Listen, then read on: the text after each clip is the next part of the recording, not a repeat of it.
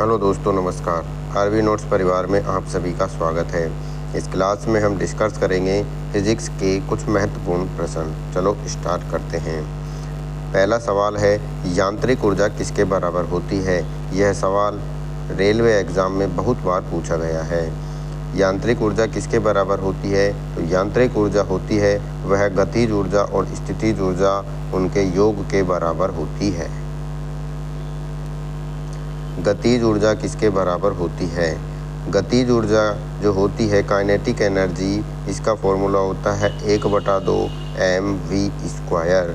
तो इसमें हो जाएगा 1/2 mv, यानी कि 1/2 m मानी द्रव्यमान, v मानी वेग, वेग का वर्ग। तो 1/2 mv² इसका आंसर हो जाएगा। स्थितिज ऊर्जा किसके बराबर होती है? तो पोटेंशियल एनर्जी यानी स्थितिज ऊर्जा होती है mgh। तो इसका आंसर हो जाएगा पहला mgh। निम्न में से किस में गतिज ऊर्जा निहित होती है? तो बहते हुए पानी में, वजन उठाकर खड़े व्यक्ति में, तने हुए धनुष में, पानी से भरे बांध में। तो देखो, गतिज ऊर्जा वहाँ होगी जहाँ पर गति होगी, जहाँ वेग होगा, जहाँ चाल होगी, जहाँ गति होगी, वहाँ गतिज ऊर्जा होगी। तो बहते हुए पानी में क्या है? गति है, वेग है, चाल है, इसलिए बहते हुए पानी में गतिज ऊर्जा है। बाकी इन तीनों में क्या है? स्थितिज ऊर्जा है। स्थितिज ऊर्जा किस में निहित होती है? तो देखो, स्थितिज ऊर्जा कहाँ निहित होगी? जिसमें चाल नहीं होगी। तो बहते हुए पानी में गतिज ऊर्जा है। दौड़ते हुए लड़के में, अब लड़का दौड़ रहा है तो मतलब इसमें भी चाल है। तने हुए धनुष में और चलती हुई कार में, अब कार चल रही है तो इसमें भी क्या है? गतिज ऊर्जा है। तो स्थितिज ऊर्जा किस में होगी? तने हुए धनुष में स्थितिज ऊर्जा होगी। अगला क्वेश्चन है, एक वस्तु का द्रव्यमान 10 kg है तथा उसकी गतिज ऊर्जा 125 जूल है, तो उसका वेग क्या होगा? तो गतिज ऊर्जा का फॉर्मूला होता है 1/2 mv²। ये किसके बराबर है? 125 जूल के बराबर है। तो देखो, 1/2 m की जगह आ गया 10, v² बराबर 125। ठीक, ये कट गया इससे कितनी बार? 5 बार। तो v² बराबर हो गया 125/5। कितना आया? 25 आया। और v² 25 आया, v² बराबर 25 है, तो v का मान कितना आ जाएगा? 5 आ जाएगा। ठीक है, तो चाल आ जाएगी 5 मीटर प्रति सेकेंड। नेक्स्ट क्वेश्चन है अपना, एक वस्तु 10 मीटर ऊंचाई पर स्थित है, यानी कि उसकी हाइट दे दी कितनी है? 10 मीटर, तथा उसकी स्थितिज ऊर्जा पोटेंशियल एनर्जी यानी mgh ये किसके बराबर है? 980 जूल के बराबर है। तो वस्तु का द्रव्यमान निकालना है। तो देखो, m कितना है ये अपन को निकालना है।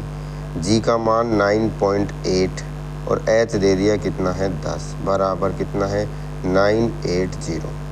तो ये 10 से गुणा होगा तो ये आ जाएगा 98, और इसमें भाग लगेगा 98 का, तो ये कितनी बार जाएगा? 10 बार। तो द्रव्यमान निकल के आया 10 kg। ठीक है, अगला क्वेश्चन है कि बल का सूत्र क्या है? तो बल जो होता है F बराबर ma, m गुणा द्रव्यमान गुणा त्वरण। तो इसका आंसर हो जाएगा द्रव्यमान गुणा त्वरण। ये है द्रव्यमान गुणा वेग, इसको बोलते हैं संवेग। क्या बोलते हैं? संवेग। नेक्स्ट क्वेश्चन है, किसी वस्तु का द्रव्यमान 5 kg है तथा बल 500 न्यूटन है, तो उसका त्वरण क्या होगा? F बराबर ma।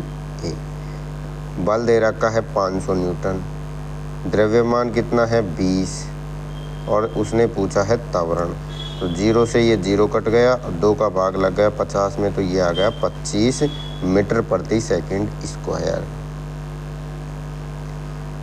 नेक्स्ट क्वेश्चन है, एक वस्तु 10 न्यूटन बल से 100 न्यूटन बल से 10 मीटर विस्थापित होती है, तो वस्तु द्वारा किया गया कार्य क्या होता है? कार्य होता है बल गुणा विस्थापन। ठीक है, तो ये हो जाएगा 100 गुणा 10 बराबर 1000 जूल। तो इसका आंसर हो जाएगा पहला 1000 जूल।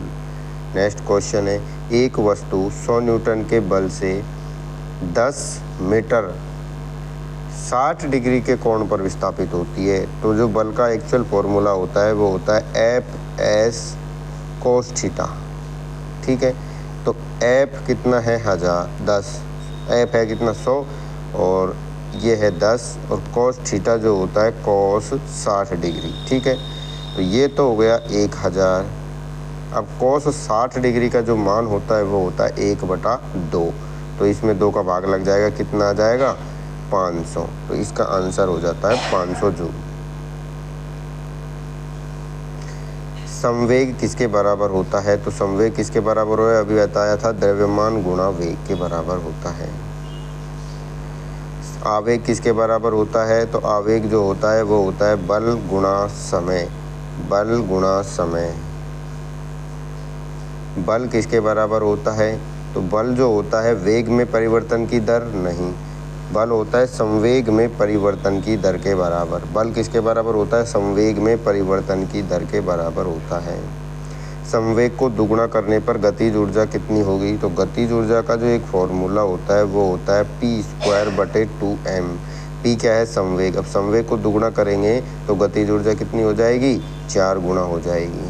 गतिज ऊर्जा 4 गुना हो जाएगी। शक्ति क्या होती है? P = W/T। तो कार्य और बल का गुणनफल, ये तो गलत हो गया। कार्य करने की दर, बिल्कुल, ये जो है ना दूसरा, कार्य करने की दर, इसको बोलते हैं शक्ति। ठीक है, 1 HP किसके बराबर होता है? तो 1 HP का मान होता है 746 वाट। ठीक, अगला क्वेश्चन। फिर 5 HP की बात करें, 5 HP का जब 1 का मान 746 होता है तो 5 का इससे 5 से गुणा कर देंगे तो ये निकल के आएगा 3730 वाट। गति की दूसरी समीकरण कौन सी है? तो देखो, पहली समीकरण जो होती है v = u+at होती है। दूसरी समीकरण होती है s = ut + ½ at²। ठीक है, ये वाली। और तीसरी समीकरण ये है v² = u² + 2as। एग्ज़ाम में इनसे सवाल पूछा जाता है। गति की पहली समीकरण किस किस के बीच ग्राफ बनाती है? तो गति की पहली समीकरण v = u+at होती है, जो कि वेग और समय के बीच में ग्राफ बनाती है। किसके? वेग और समय के बीच में ग्राफ बनाती है, वेग और समय। ठीक है, तो ये 20 क्वेश्चन थे जो हमने इस क्लास में डिस्कस किए। ठीक है, बाकी की आगे के क्वेश्चन हम नेक्स्ट क्लासों में करते रहेंगे। आप सभी को अगर ये सीरीज़ पसंद आ रही है तो जल्दी से वीडियो को लाइक कर दो और चैनल को सब्सक्राइब कर लो। ठीक है दोस्तों, धन्यवाद।